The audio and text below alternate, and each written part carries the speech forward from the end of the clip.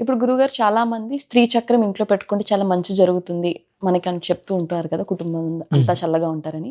అసలు ఈ స్త్రీ చక్రం విశిష్టత ఏంటి? ఈ స్త్రీ చక్రం పెట్టుకోవాలంటే ఎలాంటి నియమాలు పాటించాలి? శ్రీచక్రం, శ్రీ యంత్రం ఈ 2 అయిన వాళ్ళు కాని వాళ్ళు ఎవ్వరు పడితే వాళ్ళు ఇంట్లో పెట్టుకొని అర్చన చేయడానికి అర్హత ఏమాత్రము లేదు. పెట్టుకోవడానికి అర్హత లేవు. ఓకే.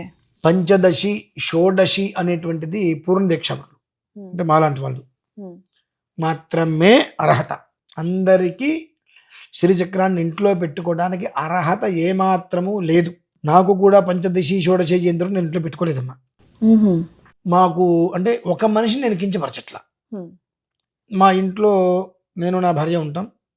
ఆమె స్త్రీలకి ప్రతి నెల ఋతుక్రమం వస్తూ ఉంటుంది. ఆ వచ్చినప్పుడు ఆ 4 రోజులు ఆమెకి అసలు మాకు సంబంధం ఉంటుంది. ఆమె వేరే గదిలో ఉంటుంది.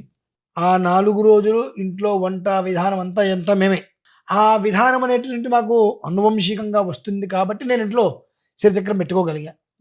ఇవాళ ఉన్న వాతావరణంలో ఇబ్బంది రాగానే స్నానం చేస్తున్నారు, బీరువాలోంచి చీర తీస్తున్నారు, తల స్నానం చేస్తున్నారు, కట్టుకుంటున్నారు, వంట చేస్తున్నారు, అదే ఉప్పు, అదే కారం, అదే పప్పు అన్నీ అవే.